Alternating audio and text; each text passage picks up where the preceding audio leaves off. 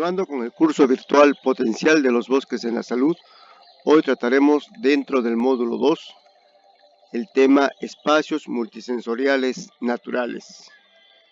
Para ello, partiremos haciendo un breve recuerdo de nuestros sentidos, que no son otra cosa que la puerta de entrada a los diferentes estímulos, tanto internos como del ambiente que nos rodea, y están asociados lógicamente a terminaciones nerviosas sensitivas.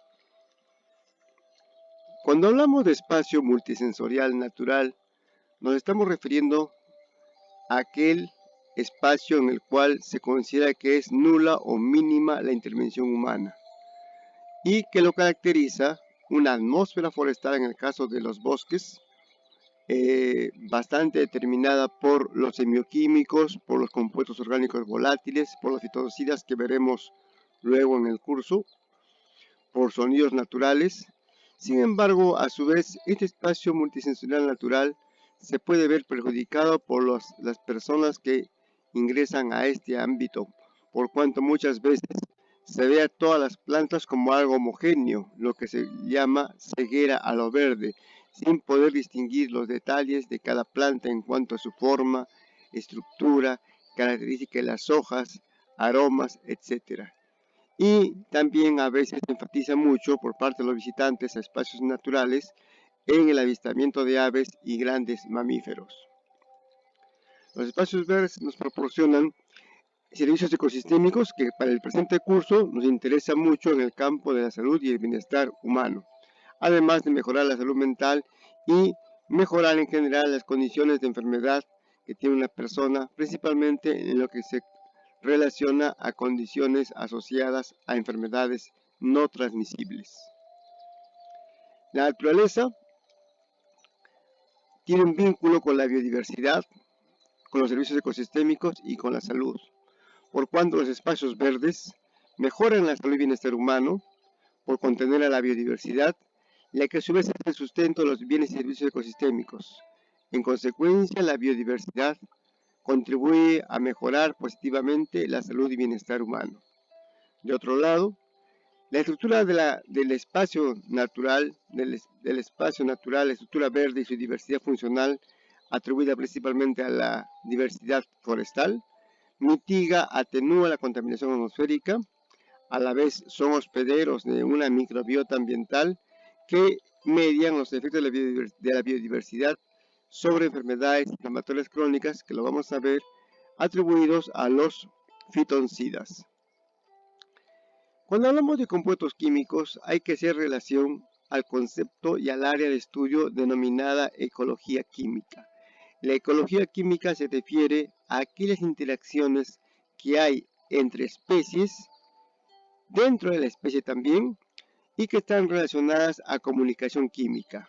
Una planta responde a estímulos o a factores bióticos como son otras plantas de su misma especie o de otras especies, a microorganismos y animales, pero también responde a factores abióticos como son los factores asociados al clima.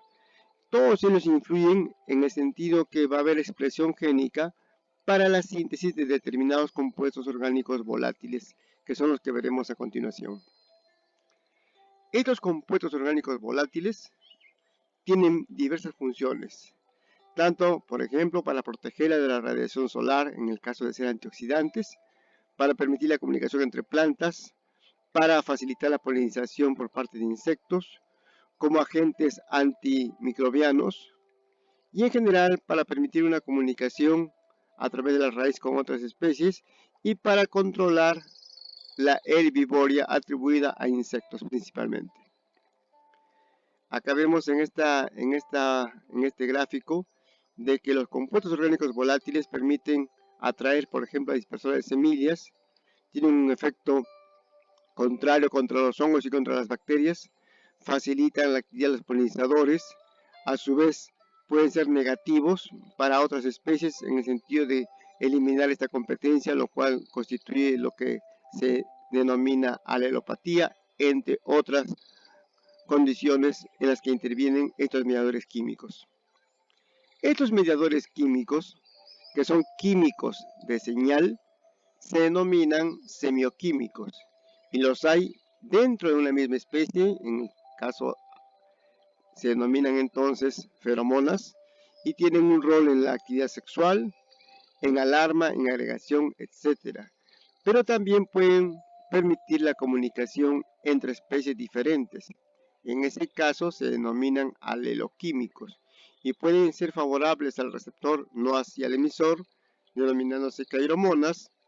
Pueden ser favorables al emisor pero no al receptor, las alomonas, o pueden ser tanto favorables al emisor como para el receptor, como es el caso de las cinomonas. Acá vemos en este ejemplo cómo una hembra de un insecto va a ser herbívora y atrae, mediante la liberación de la feromona, que es un mediador químico dentro de una sola especie, atrae al macho. Pero la planta reacciona, la planta responde, produciendo otro compuesto orgánico volátil llamado dispensador, que va a confundir al macho, es decir, va a evitar de que haya el apareamiento entre estos insectos. Por tanto, la planta se está protegiendo, bloqueando, interrumpiendo la comunicación que de otra manera permitiría el apareamiento entre hembra y macho de estos insectos.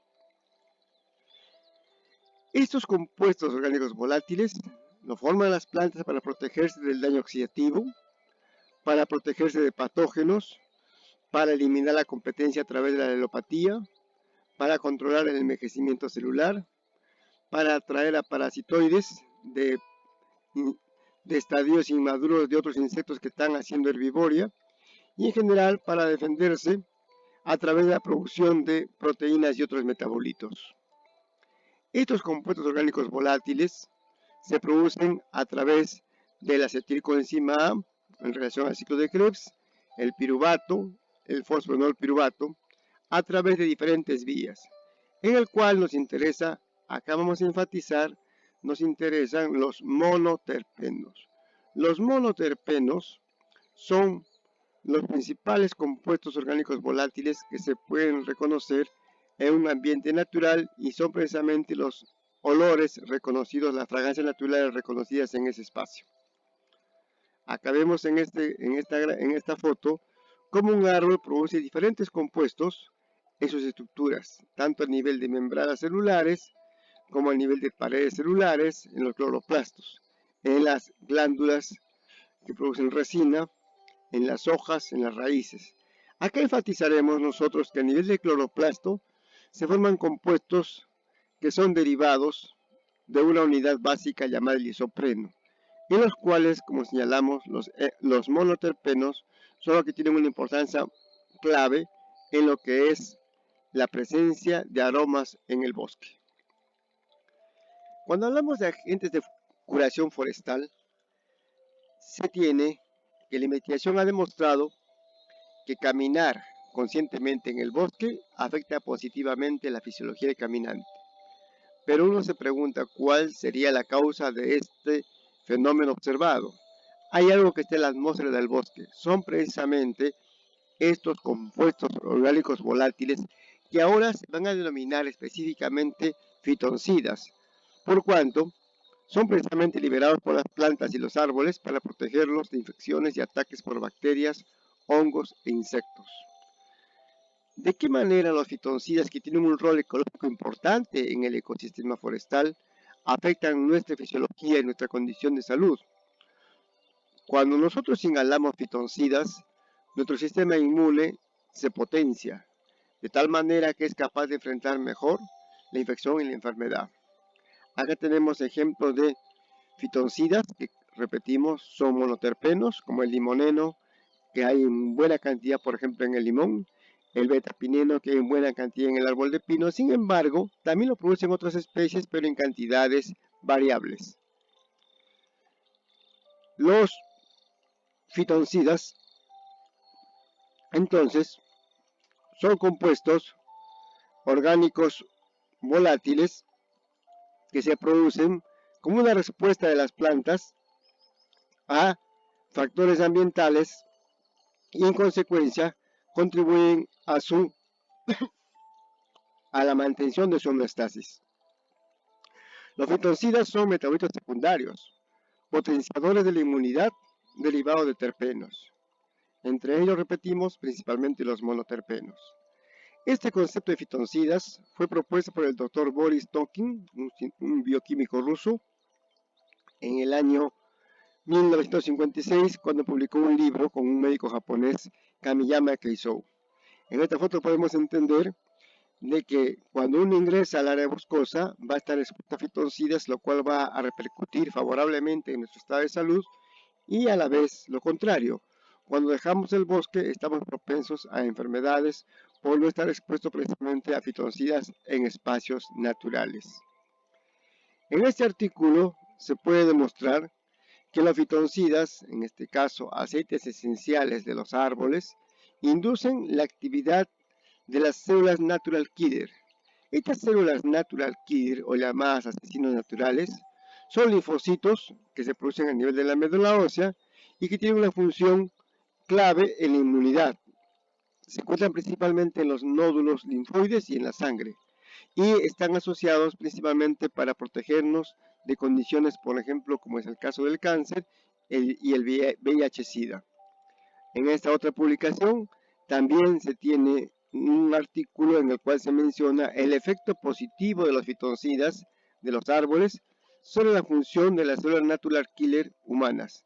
Otra vez reiterando que hay una mejora en la inmunidad por exposición a compuestos orgánicos volátiles, que son precisamente los denominados fitoncidas.